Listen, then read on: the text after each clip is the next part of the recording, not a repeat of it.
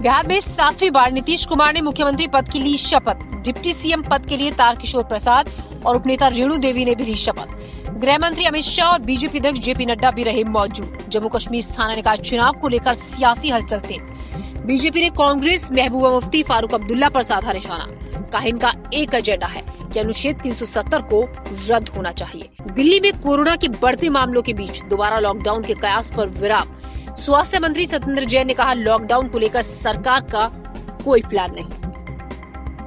नीतीश कुमार ने मुख्यमंत्री पद की शपथ ली। नीतीश कुमार 7वीं बार मुख्यमंत्री बने हैं। राज्यपाल फागू चौहान ने उन्हें पद और गोपनीयता की शपथ दिलाई। डिप्टी सीएम के तौर पर तारकिशोर प्रसाद ने और उपनेता रेणु देवी ने शपथ ली। इस मौके पर जेपी नड्डा और अमित शाह भी मौजूद थे।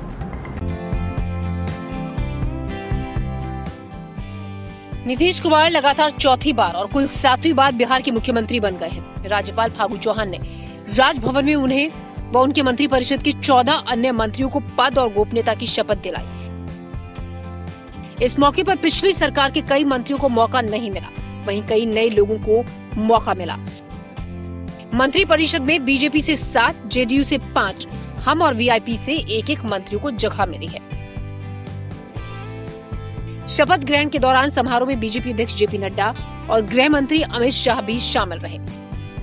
मुख्यमंत्री नीतीश कुमार के बाद बीजेपी की ओर से कटिहार के विधायक तारकिशोर प्रसाद और बेतिया की विधायक रेणु देवी ने पद व गोपनीयता की शपथ ली। पिछले तीनों एनडीए सरकार में सुशील मोदी उप मुख्यमंत्री रहे हैं, लेकिन इस बार उन्हें मौका नहीं मिला।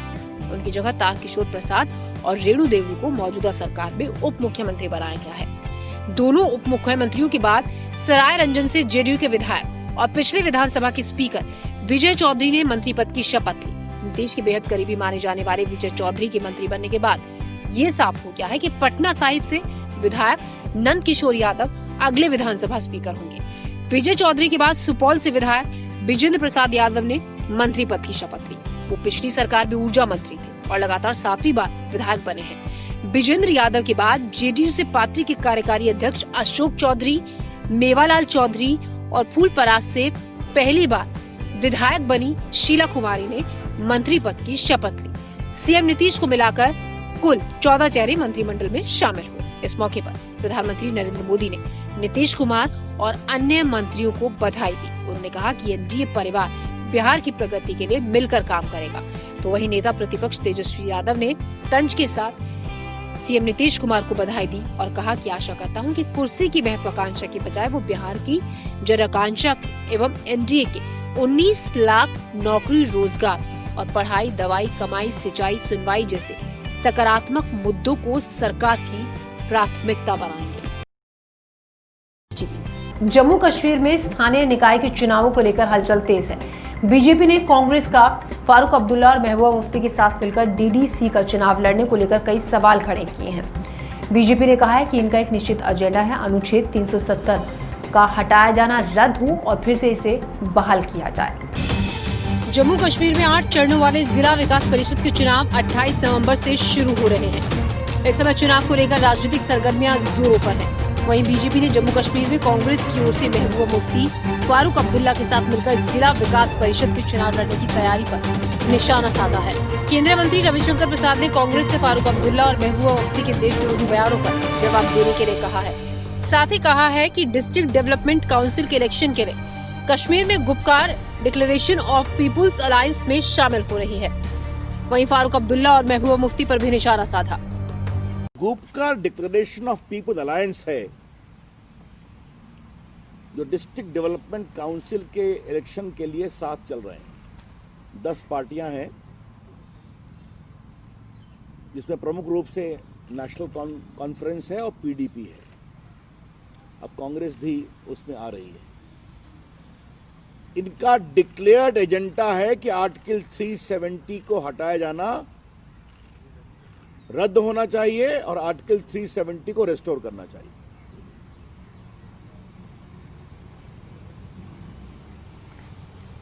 और कुछ तो इस सीमा तक चले गए कि आर्टिकल 370 को रेस्टोर करने के लिए हमें चीन का भी हेल्प लेना पड़े तो हम लेंगे। फारूक अब्दुल्ला, इसलिए मैं स्टेटमेंट लेकर के बैठा हूं। Mr. Farooq Abdullah has no compunction in seeking the support of China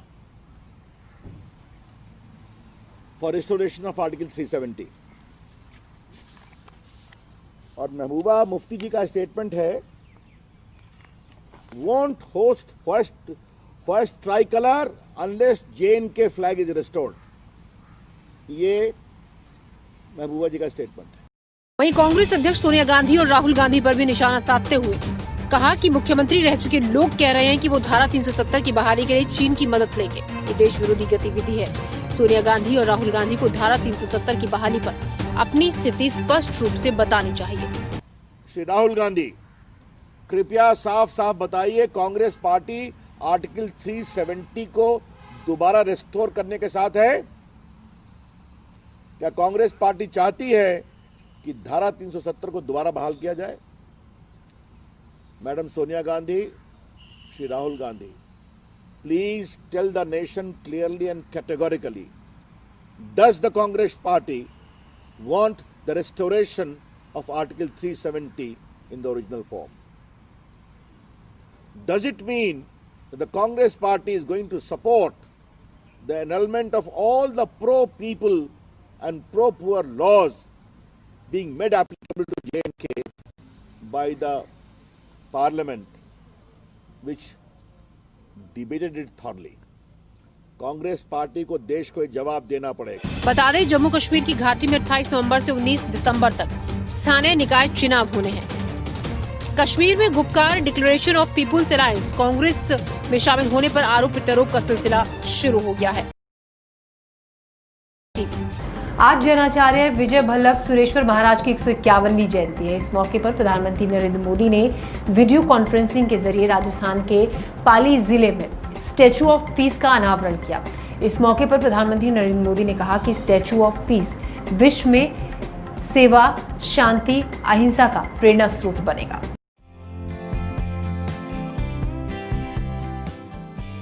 प्रधानमंत्री नरेंद्र मोदी ने सोमवार को जैन आचार्य विजय वल्लभ सुरेश्वर जी महाराज की 151वीं जयंती समारोह के अवसर पर वीडियो कॉन्फ्रेंसिंग के माध्यम से स्टैचू ऑफ पीस का अनावरण किया। इस दौरान पीएम मोदी ने कहा, देश ने सरदार वल्लभ भाई पटेल की विश्व की सबसे ऊंची स्टैचू ऑफ यूनिटी के लोकार्पण का अवसर दिया था और आज जैनाचार्य विजय वल्लभ जी की भी स्टैचू ऑफ पीस के अनावरण का सौभाग्य मिल रहा है।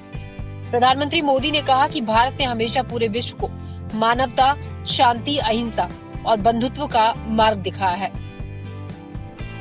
मेरा सौभाग्य है कि मुझे देश ने सरदार वल्लभ भाई पटेल की विश्व की सबसे ऊंची स्टैच्यू ऑफ यूनिटी के लोकार्पण का अवसर दिया था और आज जैनाचार्य विजय वल्लभ जी की स्टैच्यू ऑफ पीस के अनावरण का सौभाग्य मुझे मिल रहा है। संतजन, भारत ने हमेशा पूरे विश्व को, मानवता को शांति, अहिंसा और बंधुत्व का मार्ग दिखाया है। ये वो संदेश है जिनकी प्रेरणा विश्व को भारत से मिलती है। इसी मार्गदर्शन के लिए दुनिया आज एक बार फिर भारत की ओर देख रही है। प्रधानमंत्री मोदी ने वर्चुअल माध्यम से मूर्ति के अनावरण कार्यक्रम को संबोधित करते हुए कहा कि एक तरह से आचार्य विजय वल्लभ ने शिक्षा के क्षेत्र में भारत को आत्मनिर्भर बनाने का अभियान शुरू किया था। उन्होंने पंजाब, राजस्थान, गुजरात, महाराष्ट्र, उत्तर प्रदेश जैसे कई राज्यों में भारतीय संस्कारों वाले बहुत से शिक्षण संस्थानों की आधारशिला रखी। देशी और आत्मनिर्भर भारत के लिए उनका विशेष आग्रह था। उन्होंने आजीवन खादी पहनी, स्वदेशी को अपनाया और स्वदेशी का संकल्प भी दिलाया। संतों का विचार कैसे अमर और चिरंजीवी होते हैं, आचार्य विजय वल्लभ जी के प्रयास इसका साक्षात उदाहरण है। देश के लिए जो स्वप्न उन्होंने आजादी के पहले देखा था, वो विचार आज आत्मनिर्भर भारत अभियान के जरिए सिद्धि की तरफ बढ़ रहा है। 151 इंच ऊंची ये प्रतिमा अष्ट धातु यानी कि 8 धातुओं से बनाई गई है, जिसमें तांबा प्रमुख घटक है। इसे राजस्थान की पाली में विजय वल्लभ साधना केंद्र जैतपुरा में स्थापित किया जा रहा है। विजय वल्लभ सुरेश्वर जी महाराज ने एक जैन संत के रूप में सादगीपूर्ण जीवन जीते हुए निस्वार्थ और समर्पण भाव से भगवान महावीर के संदेश को जन जन तक ले जाने का काम किया। जनता के कल्याण और शिक्षा के प्रसार में अहम योगदान दिया। सामाजिक बुराइयों के खात्मे के लिए भी उन्होंने अथक परिश्रम किया। देश में लगातार कोरोना के मामले बढ़ रहे हैं। खासतौर से दिल्ली की बात करें तो यहाँ पर मामलों में तेजी से इजाफा हो रहा है। 7,000 नए मामले कोरोना के सामने आए हैं राजधानी दिल्ली में। ऐसे में कई सवाल खड़े हो रहे हैं, क्या फिर से दिल्ली में लॉकडाउन होगा या फिर जो बाजार खुले हैं, जो पिछले दिनों तस्वीर देखने को मिली खासतौर से त्योहारों के वक्त में, क्या फिर से बाजारों को बंद किया जा सकता है? इन्हीं सभी सवालों के जवाब दिए दिल्ली के स्वास्थ्य मंत्री सत्येंद्र जैन ने। क्या कहा उन्होंने, आइए देखते हैं।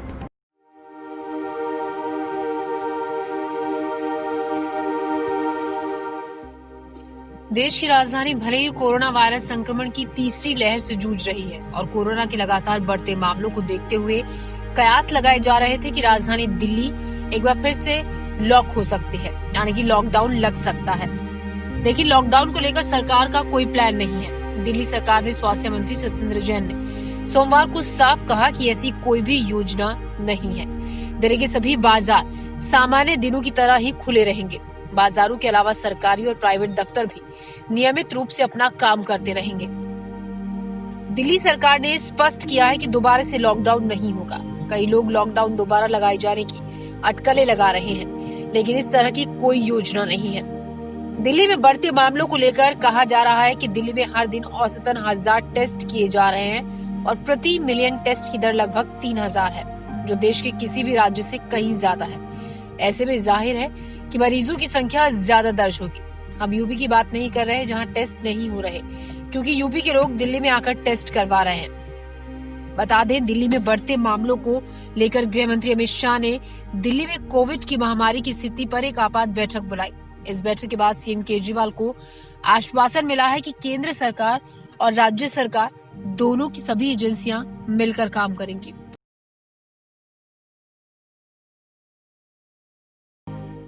हिमाचल प्रदेश के मंडी इलाके में एक भीषण सड़क हादसा हुआ। यहाँ पिछले कई दिनों से लगातार बारिश हो रही है, जिसके चलते सड़क पर काफी फिसलन है। इसी दौरान एक गाड़ी हादसे का शिकार हो गई। इस गाड़ी में मजदूर सवार थे।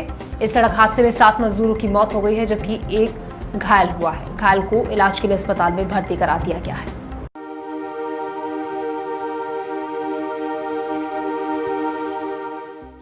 हिमाचल प्रदेश की मंडी में सोमवार तड़के बड़ा हादसा हो गया। पिकअप वैन के पानी में गिरने से 7 लोगों की दर्दनाक मौत हो गई। हादसा मंडी जिले के पुलघराट क्षेत्र के पास सुकेत खड्ड की जलधारा में हुआ।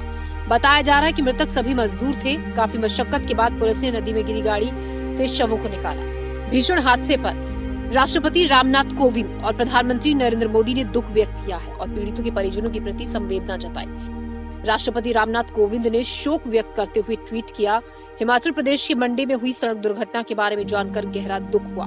स्थानीय प्रशासन द्वारा प्रभावित लोगों की मदद के लिए आवश्यक कदम उठाए जा रहे हैं। शोक संतप्त परिवारों के प्रति मेरी संवेदनाएं। मैं घायलों की शीघ्र स्वस्थ होने की कामना करता हूं। वहीं प्रधानमंत्री मोदी ने ट्वीट में कहा, हिमाचल प्रदेश की मंडी में सड़क हादसे की खबर से अत्यंत दुख हुआ है। सरकार राहत और बचाव कार्य में जुटी हुई है। इस दुर्घटना में मृतकों के परिजनों के प्रति गहरी संवेदना प्रकट करता हूं और घायलों के जल्द स्वस्थ होने की कामना करता हूं। बताया जा रहा है कि बारिश के चलते हादसा हुआ। मंडी के पुलघराट इलाके में बारिश के चलते सड़कों पर फिसलन भी थी, जिसकी वजह से मजदूरों को ले जा रही पिकअप वैन सुकेत खड्ड में गिर गई। हादसे में चालक गंभीर रूप से जख्मी हो गया था।